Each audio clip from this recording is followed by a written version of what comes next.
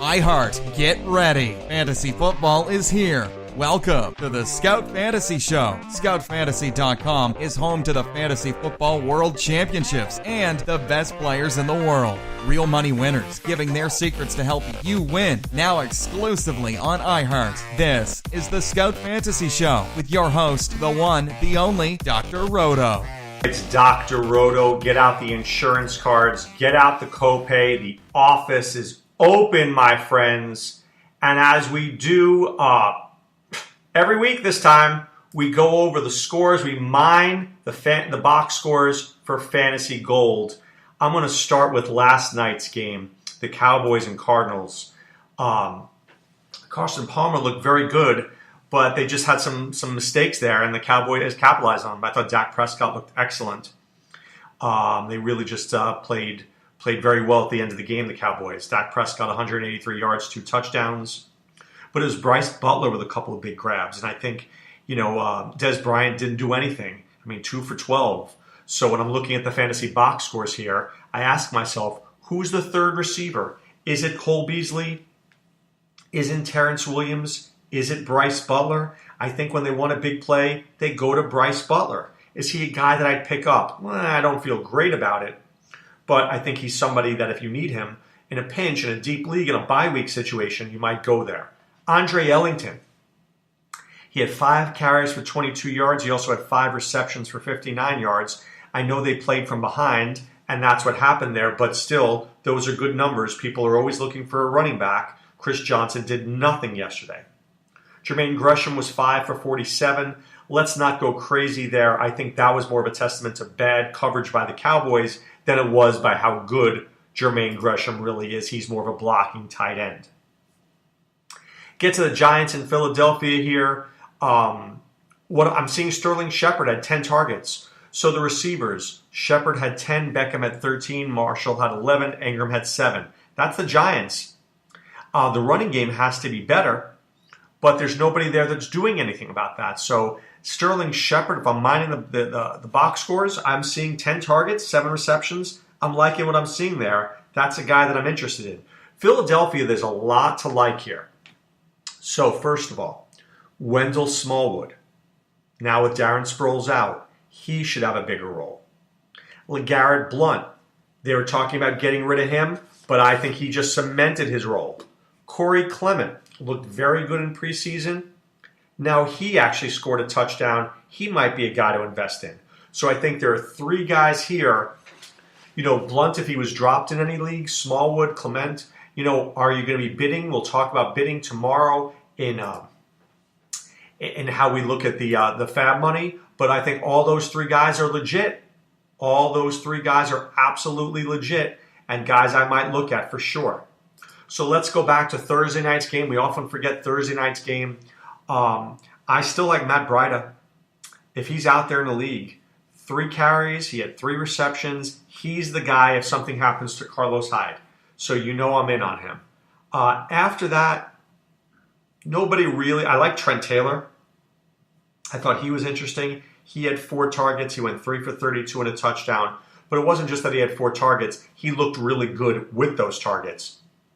So he's a guy I've got my eyes on. Okay? Ravens, Jaguars. I know a lot of us missed that game because it was in London. Maybe we didn't wake up early enough. I am not going to pick up Mercedes Lewis, even though he had 5 targets. I guess he's a play, but I'm not liking that. I would say that Marquise Lee had 7 receptions. He's got to be gone in your league. But take a look at a guy named Keelan Cole. He had 4 targets. That was 1 more than Hearns. I know Hearns had a touchdown, but Cole was on the field an awful lot. For Baltimore, there's just nothing I want to get involved with here. There's just not one player on Baltimore that excites me picking up this week. So I'm looking at the box scores. I see nothing. And I hate that. I hate going through a box score and just going, there's nothing here I want. I feel that same way about Buffalo. Jordan Matthews had 5 targets. McCoy's already on a team. Charles Clay had 6 targets. I expected that. But the rest of the team, Andre Holmes probably is the most legitimate guy, but as a backup, where's Zay Jones? Where's Zay Jones? For Denver, maybe you got to give a little love to Benny Fowler, who had 7 targets. So I think he might be an interesting pickup. But I certainly don't like how Trevor Siemian looked. He looked terrible. So I'm looking at numbers here, and there's nothing thrilling me on the Broncos and Bills. Nothing where I'm saying, hey, guys out there, you really need to get a hold of them. I will give you a name of a guy on Pittsburgh, though. Juju Smith-Schuster had 6 targets. He's an outside receiver. I think that if something happened to Antonio Brown or Martavis Bryant, he might be a name to stash. I know that Eli Rogers is there, but I'm not an Eli Rogers kind of guy. I like Smith-Schuster a little bit. He's a stash and cash kind of play to me. For Chicago, I expected to see Marcus Wheaton, but he didn't do anything. Josh Bellamy, nothing. Deontay Thompson had 2 targets. This is a team that if they're leading, they want to run the ball. Tariq Cohen, Jordan Howard, Zach Miller. These are guys that might see the ball. They don't go to the wide receivers because the wide receivers are not very good. Who are you going to go to? Whose name don't you see here? Kendall Wright's name you don't see there. I think the Bears receivers are not a group that I'm very happy with. And, when you're looking and seeing where are the quarterbacks going, right? Where are the quarterbacks going with the football? I think you'll look at Mike Glennon, and you know what you're going to see? He had a lot of short passes. He threw 1 pass over 15 yards. Everything else was a dink and dunk. Dink and dunk. I take that back. 2 passes, 1 deep pass and 1 at 15 yards. That was it. That's not good enough. Not good enough. All right, the Falcons and Lions. Here's a name for you in the Lions, T.J. Jones. He was a guy that people had talked about in preseason as being the possible 3rd receiver, but then Kenny Golladay had a great first game. But T.J. Jones is not a bad little player, okay? Not a bad little player. He's had 7 targets in 3 games. I'm just saying if I was in a deeper league and I needed a body during a bye week, he might be interesting to me. I think Galladay's more of a better bet in a standard league. Julio Jones, not 100%. If he's not like Mohamed Sanu, obviously, and Taylor Gabriel, his stock goes way, way, way up if he's out there in your league. I think this would be a good time to get him. I don't think that Julio Jones Roto is going to be out for any extended period of time. But you know that he's always a little questionable. He's always a little banged up. He's got a back issue. He's playing the Bills this week. It may not be the right week for him. This may not be the right week for him. This could be a Taylor Gabriel week. This could be I don't love Gabriel because I think Sean McDermott's going to have guys watch for him. But this could be a Mohamed Sanu week. Could be a Sanu week for sure. The Browns and Colts. So a couple of things I want to talk about here. First of all, if you spent a whole lot of money on Rashard Higgins last week, I'm sorry. I never really was vibing that. I think the problem is that there are a lot of guys there, and they all kind of stink. I like Duke Johnson a little bit. Kenny Britt's the number 1 guy. David Njoku is going to be a very good player. Seth DeValve is involved, right? Got 5 targets. But Kaysen Williams, Ricardo Lewis, Rashard Higgins. It's all just kind of like, ugh. Really, you spent a lot of money on guys I don't know are going to perform for you. So be very careful there. For Indianapolis, where's Dante Moncrief? I told you I didn't like this guy earlier this season. I stand by it. Without Andrew Luck, this guy's a dog with fleas. When a backup quarterback comes in, they usually lock into 1 guy. So is it Hilton or is it Doyle? Some weeks it'll be Hilton, some weeks it'll be Doyle, but that's what happens with backup quarterbacks. They lock in on 1 player, and that's where it happens. So, hard to trust anybody in the Colts until Andrew Luck returns. Tampa Bay and Minnesota. Now, I know I've talked about this before. Tampa Bay had a lot of injuries. A lot of guys were sick. Missed the game. Minnesota played very well and got out to a huge, huge lead. Tampa Bay was playing from behind. So if you look at the box score, you're going to see Adam Humphries, 10 targets, Chris Godwin, 3, Cameron Brate, 4. That's an outlier. This is game flow. So let me explain game flow. Game flow is when I look at a box score and I see Adam Humphries had 6 receptions for 68 yards on 10 targets. And I say to myself, is he really that good? The answer is no. He's not really that good, but because they were behind, they had to throw the ball. Jameis Winston was going to Adam Humphries. Next week, Adam Humphries may do nothing, right? May do absolutely nothing. So that's what we have to look with. So be very careful when buying into a guy who performed well because of game flow. Game flow tells me nothing, right? Tells me nothing. What about For example, Chris Carson in Seattle. He only had a few carries. I think he'll have many more carries this week. Many more carries this week. Because they're playing the Colts at home. Better than playing the Titans on the road. All right, continuing on, looking at games, the Texans and the Patriots. I could tell you Bruce Ellington, but Will Fuller's back. I think he should get those targets, and Ellington could be a third receiver there. I kind of like Ryan Griffin a little bit. If you need a tight end, he's got good hands, and you know that Fedorowicz is out for a while. For New England, I was disappointed that James White didn't do more, but that was a very strange game. It seemed like Brady was really mauled half the game, but he found Cooks and Hogan, which really helped him. So, that was helpful. But I really don't love anybody there in the Patriots. I'm sure you have them already, all those guys. The Dolphins and Jets. So the Jets, Robbie Anderson, maybe he was cut into your league. He had 6 targets. Austin Seferian-Jenkins had 6 targets. Jeremy Curley went 5 targets, 5 receptions. So I think those are names that could be out there in your league. Watch them closely. For Miami, they have 3 guys. Parker with 10 targets, Stills with 10, Landry with 11, and then Julius Thomas had 5. That's what you're going to see. They're not a very deep team. Take a look at Kenyan Drake, though. If Jay Ajayi is out for any length of time, I think Kenyan Drake is slightly interesting. Not very interesting, but slightly interesting to me. All right, the Saints and Panthers. You're going to look at the targets and you're going to say, wow, a lot of these guys were there for the Saints. But remember, Willie Snead was out. He's back this week. Tommy Lee Lewis, Brandon Coleman disappears.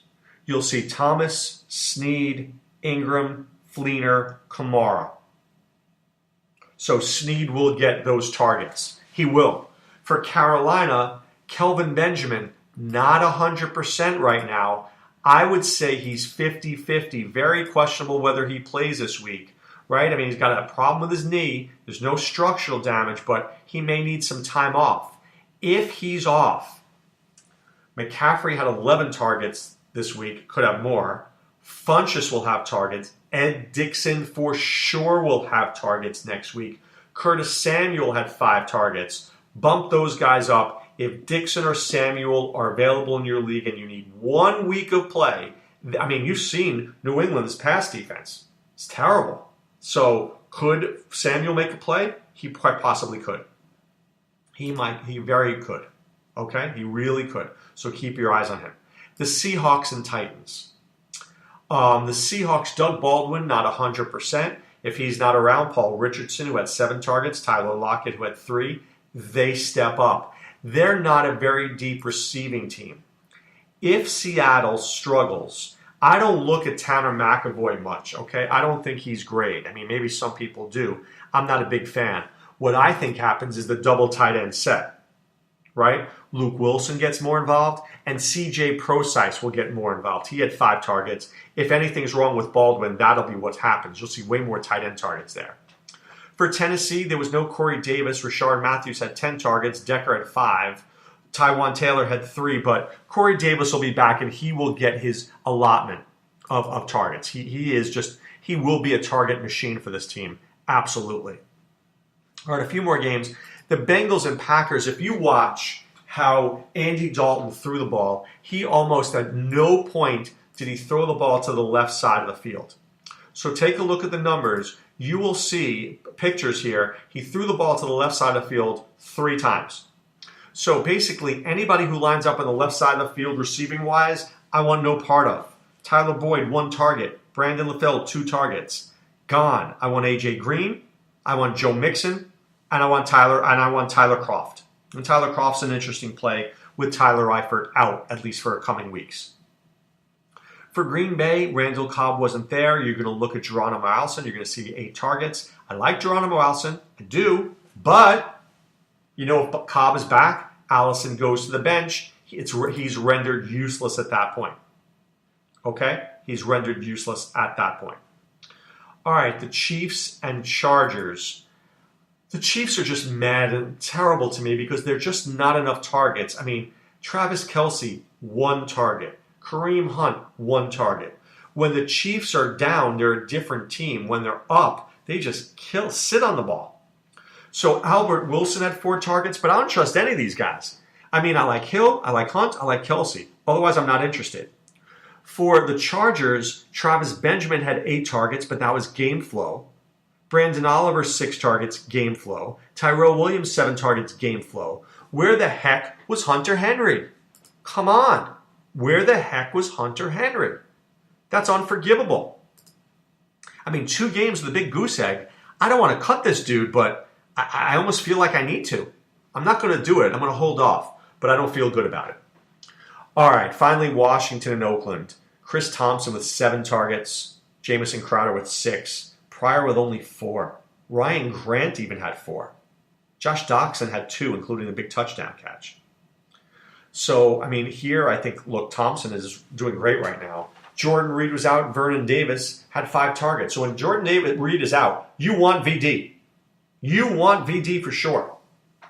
For Oakland, Jared Cook once again leading the team in targets. 6 targets.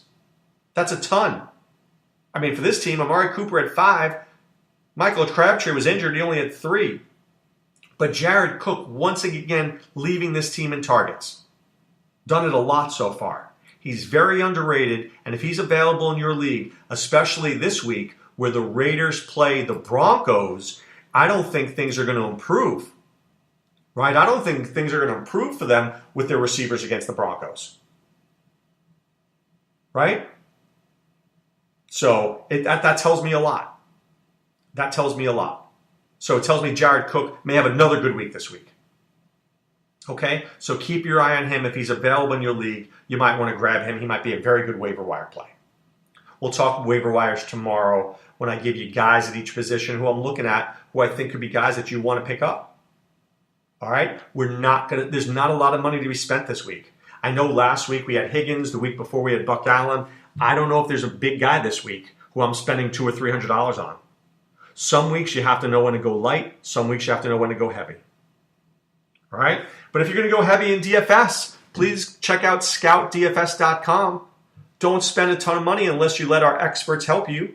Fuego Steve Hillman, SD Chickens, Nate Weitzer, Dr. Roto, Adam Rona, Sean Childs, all there to help you. So go to scoutdfs.com. If you're a Scout member, you can lock in a lifetime rate, $14.95 a month. Can't beat that. Can't beat that. So please check that out. Also, I want you checking out scoutfantasy.com. Enter the promo code ROTO2017. You get half off your first month. We will do whatever we can to help you win a league championship. Okay? Your success means our success. So trust me, we want you to go out there and kick some butt in your fantasy leagues. And remember, we're on those premium message boards.